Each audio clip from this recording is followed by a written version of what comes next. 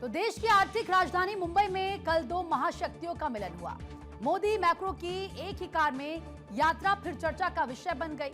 ये पीएम मोदी की car diplomacy का हिस्सा है, जिसकी शुरुआत 2014 में बराक ओबामा के साथ हो चुकी थी। ये डिप्लोमेसी बताती है कि भारत अब सिर्फ औपचारिक रिश्ते नहीं बल्कि भरोसे की साझेदारी भी बनाता है।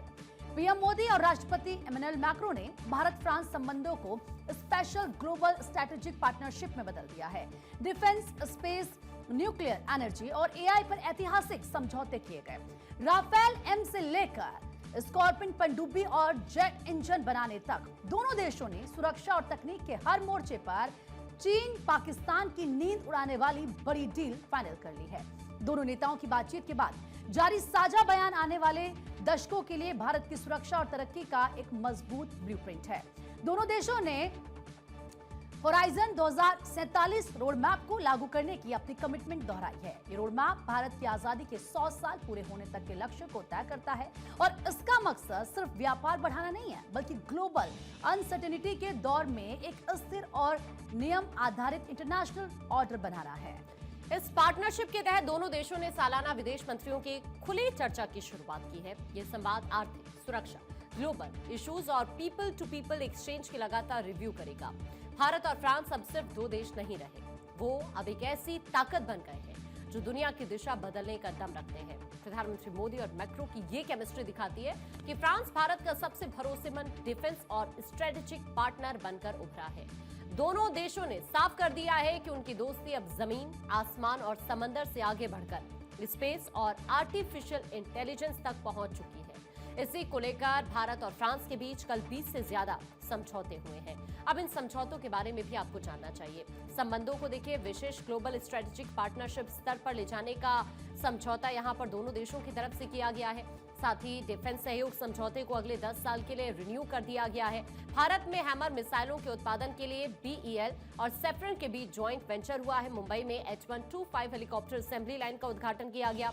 एम्स दिल्ली में एआई हेल्थ सेंटर होगा। डिजिटल विज्ञान और टेक्नोलॉजी के लिए एक ज्वाइंट सेंटर की स्थापना पर घोषणा पत्र हुआ है, यहां पर भी साइन। आम लोगों और छात्रों के लिए भी बड़ी खुशखबरी दी गई है। भारत और फ्रांस के बीच पीपल टू पीपल रिश्तों को बढ़ावा देने के लिए एक पायलट प्रोजेक्ट भी यहां पर शुरू किया गया है। इसके तहत अब भारतीय नागरिक फ्रांस के एयरपोर्ट से वीजा फ्री ट्रांजिट की सुविधा भी ले पाएंगे। 6 महीने के इस ट्रायल के बाद इसकी समीक्षा की जाएगी। ये उन लोगों के लिए बहुत बड़ी राहत है जो यूरोप या फिर अमेरिका की यात्रा करते हैं। अभी यहाँ पर आपके लिए समझना है, एरोनॉटिक्स में स्किलिंग के लिए नेशनल सेंटर ऑफ एक्सीलेंस का भी यहाँ पर ऐलान किया गया है। फ्रांस ने 2030 तक 30,000 भारतीय छात्रों को अपने यहाँ पर बुलाने का लक्ष्य रखा है। इसके लिए इंटरनेशनल क्लासेस की शुरुआत की गई है, जो भारतीय छात्रों को फ्रांसीसी यूनिवर्सिटीज में दाखिला लेने में मदद करेगी। मुंबई में एक नया हब भी बनाया जाएगा, जो फ्रांस की टॉप बिजनेस और इंजीनियरिंग स्कूल्स को भारत से जोड़ देगा। डबल टैक्सेशन अवॉइडेंस एग्रीमेंट में संशोधन, प्रोटोकॉल, इन्वेस्टमेंट और बिजनेस को आसान बनाने के लिए कोशिश की गई है। बायोटेक्नोलॉजी, क्रिटिकल मिनरल्स और एडवांस मटेरियल में भी सहयोग एक दूसरे का किया जाएगा। इसके अलावा एनएसजी और जीआईजीएन के बीच आतंकवाद विरोधी सहयोग समझौता हुआ है। AI, space, nuclear energy, trade, health, skilling से जुड़े एमओयू साइन किए गए हैं। कल्चरल एक्सचेंज और इकोनॉमिक ऑपरेशन से जुड़े कई एमओयू भी यहां पर साइन हुए हैं। डिफेंस के क्षेत्र में भारत और फ्रांस का साथ अब तक का सबसे सफल मॉडल रहा है। साझा बयान में इस बात पर जोर दिया गया कि अब सहयोग सिर्फ खरीद बिक्री तक सीमित बिल्कुल नहीं रहेगा। अब फोकस को डिजाइन, को डेवलपमेंट और को प्रोडक्शन पर भी यहाँ पर फोकस किया जाएगा। सबसे बड़ी बात यह है कि दोनों देशों ने जेट इंजन, हेलीकॉप्टर इंजन के लिए बड़े स्तर पर हाथ मिलाया है। 26 राफेल मरीन फाइटर जेट्स के कॉन्ट्रैक्ट की पुष्टि के साथ ही अब फाइटर एयरक्राफ्ट इंजन बनाने की दिशा में भी बात आगे बढ़ी है। सेफ्रन ग्रुप और हिंदुस्तान एरोनॉटिक्स लिमिटेड मिलकर इंडियन मल्टी रोल हेलीकॉप्टर के लिए इंजन विकसित करेंगे। इतना ही नहीं, भारत में राफेल विमानों में लगने वाले M88 इंजन की मेंटेनेंस, रिपेयर और ओवरहॉल सुविधा भी स्थापित की जाएगी। टाटा और एयरबस मिलकर मेक इन इंडिया के तहत H125 फाइनल असेंबली लाइन शुरू कर चुके हैं। ये प्राइवेट सेक्टर में हेलीकॉप्टर बनाने की भारत की पहली ऐसी सुविधा है। मुंबई में जो द्विपक्षीय बैठक हुई है, इसके बाद प्रधानमंत्री मोदी की तरफ से ऐलान किया गया कि भारत और फ्रांस मिलकर दुनिया का पहला ऐसा हेलीकॉप्टर बनाएंगे जो माउंट एवरेस्ट की ऊंचाई तक उड़ पाएगा। इस हेलीकॉप्टर की अगर हम बात करें, H125 की असेंबली लाइन एयरबस और टाटा एडवांस सिस्टम लिमिटेड की साझेदारी में भारत में शुरू हुई है। ये हेलीकॉप्टर रेस्क्यू और हाई ऑल्टीट्यूड सैन्य अभियानों के लिए बहुत इंपॉर्टेंट होगा और पूरी दुनिया में एक्सपोर्ट किया जाएगा। हेलीकॉप्टर असेंबली लाइन का उद्घाटन इस गहरे विश्वास का एक और उज्जवल उदाहरण है। हमें गर्व है कि भारत और फ्रांस मिलकर माउंट एवरेस्ट की ऊंचाइयों तक उड़ान भरने वाला विश्व का एकमात्र हेलीकॉप्टर भारत में बनाएंगे और ये पूरे विश्व को एक्सपोर्ट भी करेंगे।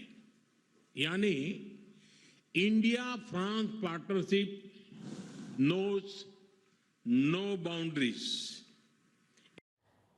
और अब आपको बता दें कि क्यों प्रधानमंत्री मोदी का माउंट एवरेस्ट की ऊंचाई तक उड़ान भरने की बात का ये जो स्टेटमेंट पीएम ने दिया है, आखिरकार इसके पीछे के मायने क्या है, आपको समझने की जरूरत है।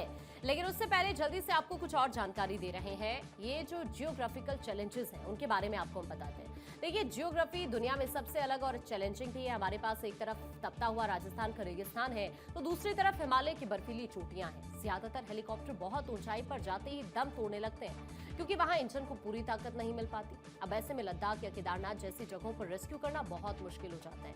ये हेलीकॉप्टर माउंट एवरेस्ट की ऊंचाई यानी लगभग 29,000 फीट तक उड़ने की काबिलियत रखता है। ये बॉर्डर्स पर दुर्गम इलाकों में सेना के ऑपरेशन और रसद पहुंचाने के लिए सबसे भरोसेमंद है। बेनिफिट्स क्या है इसके, ये भी समझ लीजिए। H125 एक single engine light utility helicopter है। एयरबस का बेस्ट सेलिंग मॉडल ये है और आप जो इसके स्पेसिफिक बेनिफिट्स हैं, अगर उनकी हम बात करते हैं तो हॉट एंड हाई कंडीशंस में बेहतर परफॉर्म ये करता है। ऊंचाई और गर्मी में भी पावर नहीं खोता। दुनिया का पहला ऐसे हेलीकॉप्टर है जो एवरेस्ट तक पहुंच सकता है। मेडिकल इमरजेंसीज में लाइफ सेविंग है। फायर फाइटिंग में क्विक रिस्पांस देता है। भारत जैसे देश में जहां डिजास्टर फ्रिक्वेंट है, यहां ये बहुत क्रिटिकल है। भारत से बनकर दुनिया में भी इसे बेचा जा सकेगा। भारत का विदेशी मुद्रा भंडार इससे मजबूत होगा। भारत की मैन्युफैक्चरिंग इमेज भी सुधर जाएगी। हेलीकॉप्टर से बेनिफिट्स और क्या क्या है ये भी आप जानिए। H125 एक single engine light utility helicopter है जो एयरबस का सबसे बड़ी बात है कि बेस्ट सेलिंग मॉडल है। हॉट एंड हाई कंडीशंस में ये बेहतर परफॉर्म करता है। अभी हम आपको इसके बारे में बता रहे थे। और दुनिया का ये पहला, देखिए आपको ये बताएं कि ऊंचाई और गर्मी में भी पावर इससे नहीं बनती और इस तरह का पहला ये हेलीकॉप्टर है जिसके बारे में इसकी खासियत हम आपको बता रहे हैं, जो एवरेस्ट तक ये पहुंच सकता है। मेडिकल जो इमरजेंसीज हैं उनमें लाइफ सेविंग के तौर पर काम करता है। फायर फाइटिंग में क्विक रिस्पांस देता है। भारत जैसे देश में जहां डिजास्टर फ्रिक्वेंट है, ये वहां क्रिटिकल है। भारत से बनकर दुनिया में बिकेगा, जो फॉरेन एक्सचेंज कमाएगा और भारत की मैन्युफैक्चरिंग इमेज को सुधार देगा।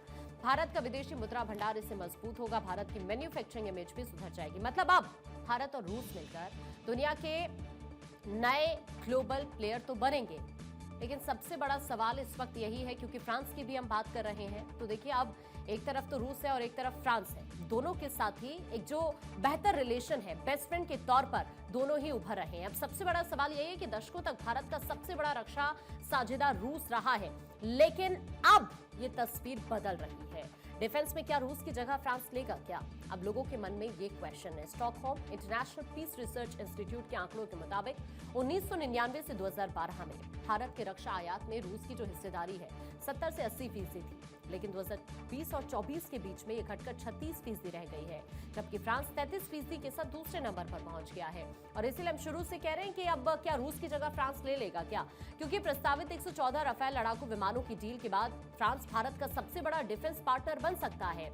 तो क्या अब रूस की जगह फ्रांस ने ली है, जिसका हम जिक्र कर रहे थे? वैश्विक राजनीति के मंच पर फ्रांस हमेशा से भारत का सबसे बड़ा समर्थक रहा है। अब इस साझा बयान में फ्रांस ने एक बार फिर से दोहराया है कि वो यूएनएससी में भारत की स्थायी सदस्यता का पुरजोर समर्थन करता है। दोनों नेताओं ने यूएनएससी में सुधार की तत्काल जरूरत पर जोर दिया है। इस बात पर भी सहमत हुए कि आज की दुनिया की चुनौतियों से निपटने के लिए पुराने सिस्टम को बदलना होगा। फ्रांस ने यह भी कहा कि वो मास एट्रोसिटी के मामलों में वीटो पावर के इस्तेमाल को रेगुलेट करने पर भी चर्चा के लिए तैयार है। इसके अलावा इंडो पैसिफिक क्षेत्र में भी दोनों देश एक रूल्स बेस्ड ऑर्डर चाहते हैं, जिसका सीधा मतलब यह है कि दक्षिण चीन सागर और हिंद महासागर में किसी एक देश यानी खासकर चीन की दादागिरी कतई चलने नहीं दी जाएगी। भारत और फ्रांस अब ऑस्ट्रेलिया और यूएई के साथ मिलकर त्रिपक्षीय सहयोग को और मजबूत करेंगे। भारत मध्य पूर्व यूरोप आर्थिक गलियारा इस पार्टनरशिप का एक सबसे बड़ा स्तंभ है जो ग्लोबल ट्रेड का नक्शा बदल देगा।